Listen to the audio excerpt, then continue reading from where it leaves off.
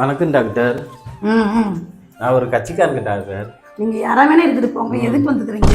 அதுவா டாக்டர், நீங்க எதுல ஸ்பெஷல் டாக்டர்? அப்படிங்களா? ஆ. நான் எதில் ஸ்பெஷல் டாக்டர்னா ம். அவங்கள உட்கார வச்சு ஆ. நல்லா ஆழ்ந்த தூக்கத்தை போக வச்சு ம். அப்புறம் அவங்க மனசுக்குள்ள இருக்கிறதெல்லாம் நாங்கள் கண்டுபிடிக்கிறது கேட்கறது தான் நாங்கள் ஸ்பெஷல் டாக்டர். அதுக்கு தான் டாக்டர் வந்திருக்கிறேன். அப்புறமேட்டு என் மனைவி கூட்டிகிட்டு வரேன். உங்க மனைவிக்கு என்ன பிரச்சனை?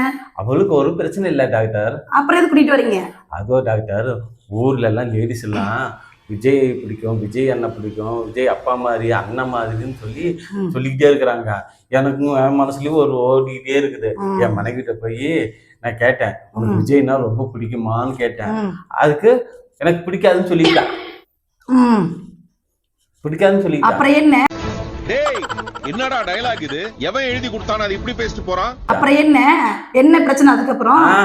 நான் ஒரு எதிர்கட்சியா இருக்கிறதையும் என் மனைவி பொய் சொல்றாளோன்னு ஒரு டவுட்டு. ஏன்னாக்கா அவ டிவி பாக்குறா, விஜய் படம் பாக்குறா, விஜய் பாட்டு பாக்குறா, விஜய் செய்தினாக்கா உட்காந்து எவ்வளவு நேரம் பாக்குறான். ஆனா கேட்டா மட்டும் பிடிக்காதுன்னு சொல்றான்.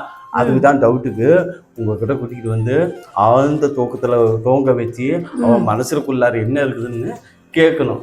ஓ, அப்படியா விஷயம்? அப்படியா? ஆமா. சரி, கூட்டிட்டு வாங்க. உங்க பொண்டாட்டி தாராளமா கூட்டிட்டு வாங்க. ஃபர்ஸ்ட் உங்களை உட்கார வைப்போம். உங்களை உட்கார வச்சு உங்க ஆழந்த தூக்கத்தை உங்களை போக வச்சு உங்க மனசுல என்ன இருக்குது, என்ன குப்பை, எத்தனை குப்பை இருக்குது, எத்தனை அழுக்கு இருக்குது, அதெல்லாம் முன்ன உங்க பொண்டாட்டி கிட்ட தெரியப்படுத்தணும். அதுக்கப்புறம் உங்க பொண்டாட்டிய நம்ம என்ன பண்ணலாம் அப்படின்னு பார்ப்போம். ஓகே டாக்டர், நான் சும்மா உங்களை பார்க்க வந்தேன். நான் பார்த்துட்டேன், நான் போயிட்டு வரேன் டாக்டர். நில்லுங்க. இதுவே உங்களை பிடிச்ச ஆளுங்க பொம்பளைங்க பிடிச்சிருக்குன்னு சொன்னா சந்தோஷமா தேர்த்திக்குவீங்க. அதுவே உங்களை பிடிக்காத ஆளுங்க இருந்தாங்கன்னா பொம்பளைங்க பிடிச்சிருக்குன்னு சொன்னாங்கன்னா நீங்க ஏதோ ஒன்று தப்பா பேசுவீங்களா? நீங்க பாருங்க, ஒழுங்கமா ஓடி போயிருங்க. ஊசி எடுத்து வாய் தைச்சு விட்டுருவாமா.